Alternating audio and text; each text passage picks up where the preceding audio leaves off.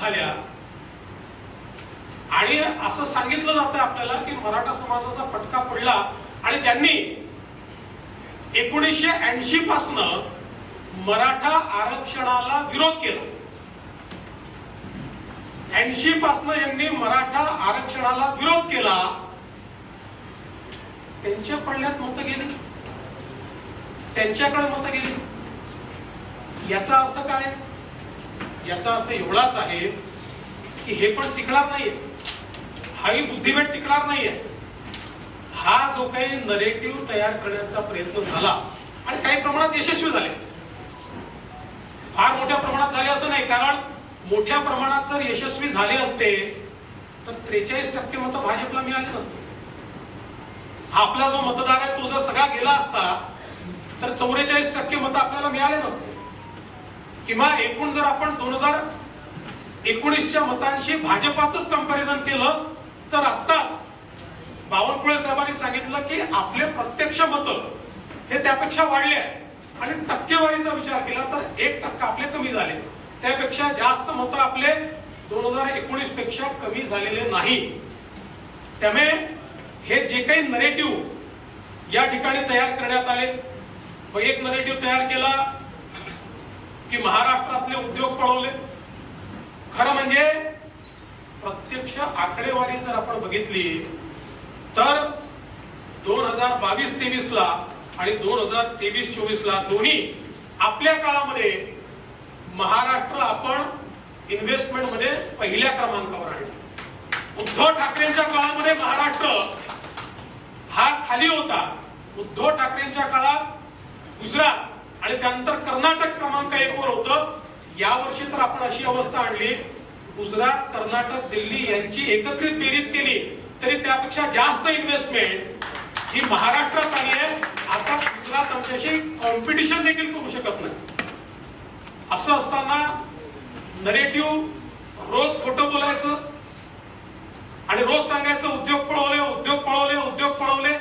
आता ही जी आकडेवारी आहे हीच आकडेवारी सांगते की जर उद्योग पळाले असते तर गुजरातच्या दुप्पट आणि गुजरात, कर्नाटक, दिल्ली यांच्यापेक्षा एकत्रित पेक्षा जास्त उद्योग आणि इन्व्हेस्टमेंट ही आपल्याकडे कशी आली असती.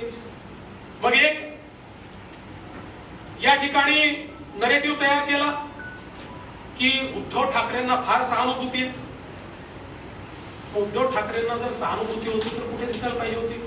मुंबई आणि कोकणमध्ये दिसायला पाहिजे होती ना. ठाण्यापासनं तर कोकणच्या शेवटच्या टोकापर्यंत उद्धव ठाकरे एकही जागा नाही. उभाठाला एकही जागा मिळालेली नाही.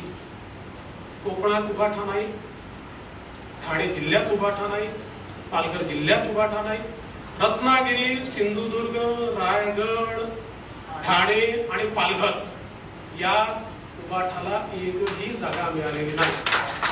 आणि आपल्याला माहिती आहे मुंबईच्या जागा ज्या मिळाल्या त्या कोणाच्या भरोशावर मिळाल्या? मराठी माणसांनी मत दिलं नाही यांना. कारण सांगतो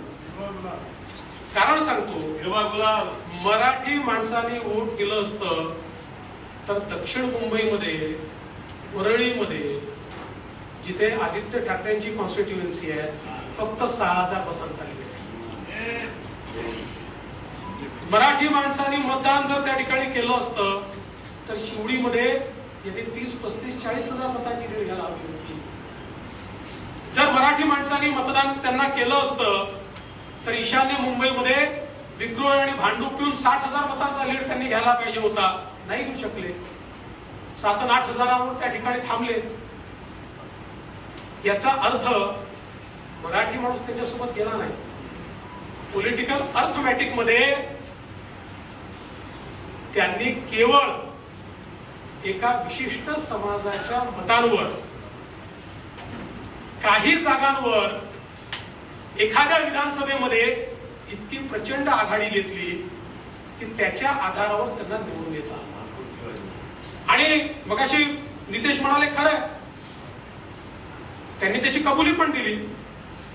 कारण खासदार बंडू जाधव म्हणाले की मला मराठा समाज, दलित समाजापेक्षा देखील मी निवडून आलो तर मुस्लिम समाजामध्ये निवडून आलो.